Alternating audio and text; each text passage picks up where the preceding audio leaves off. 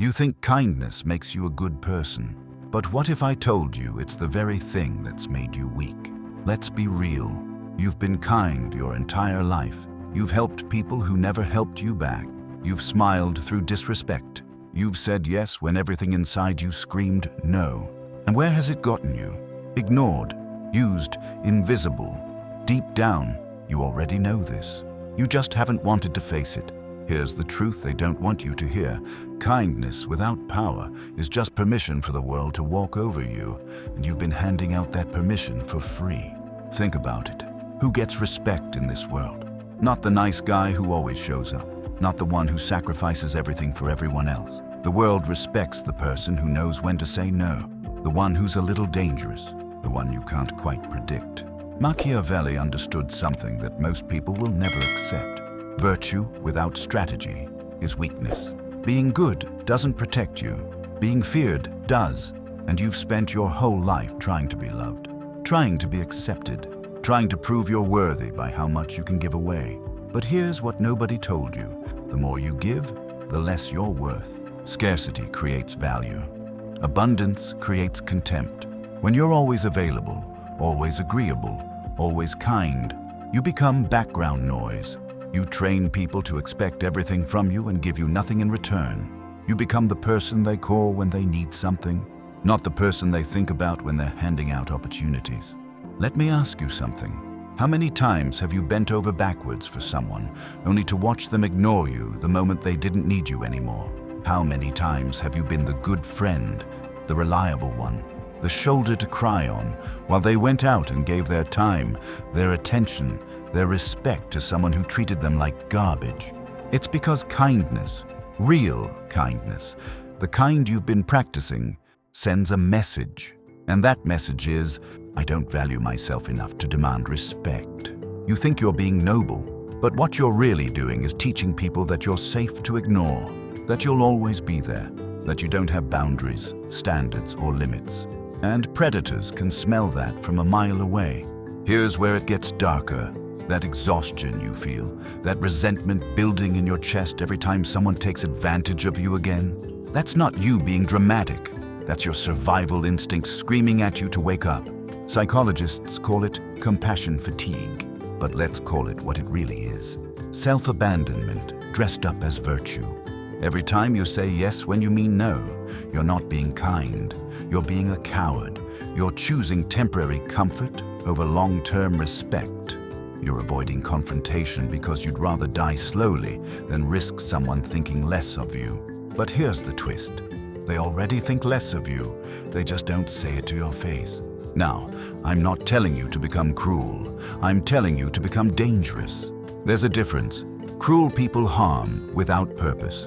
Dangerous people have the capacity to harm, but choose when to unleash it. And that choice, that control, is what makes people respect you.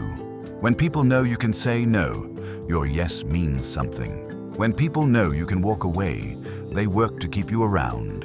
When people know you're not afraid to cut them off, they think twice before crossing you. This is the game, and you've been playing it wrong. Let's talk about strategic kindness. This is what separates the players from the pawns. Strategic kindness is intentional. You give when it benefits you. You help when it aligns with your goals. You show up when it increases your value, and you disappear when your presence is being taken for granted. You stop being a resource and start being a reward.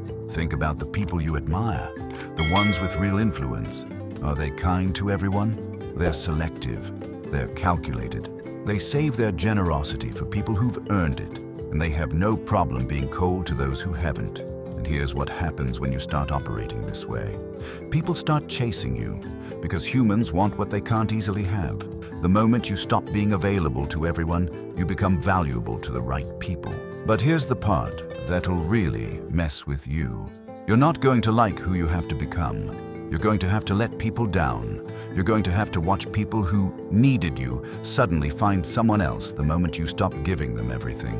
You're going to have to sit with the guilt of saying no, even when it feels cruel. And that guilt, that's the programming. That's the years of conditioning telling you that your value is in how much you sacrifice. But that's a lie designed to keep you controllable. The truth is this: The people who guilt-trip you for having boundaries never had your best interests at heart. They just had their own interests in you. So here's what you do. You start small. You practice the pause.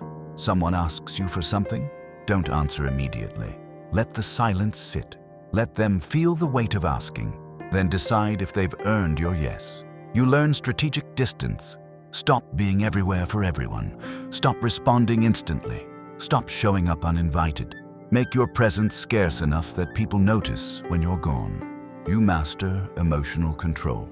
When someone tries to provoke you, disrespect you, manipulate you, you stay calm. You don't react. You observe. And you make your move later when they're not expecting it. You become unpredictable. Sometimes you're generous. Sometimes you're ice cold.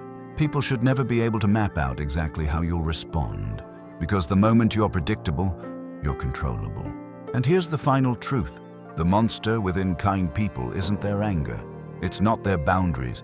It's not even their capacity for coldness. The real monster is what happens when years of suppressed rage finally breaks free.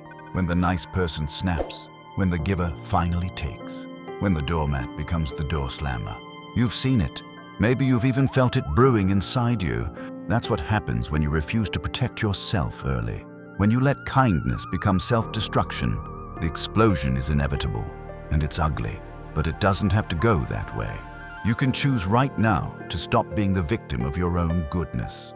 You can choose to become the kind of person who's kind when it serves you and ruthless when it protects you.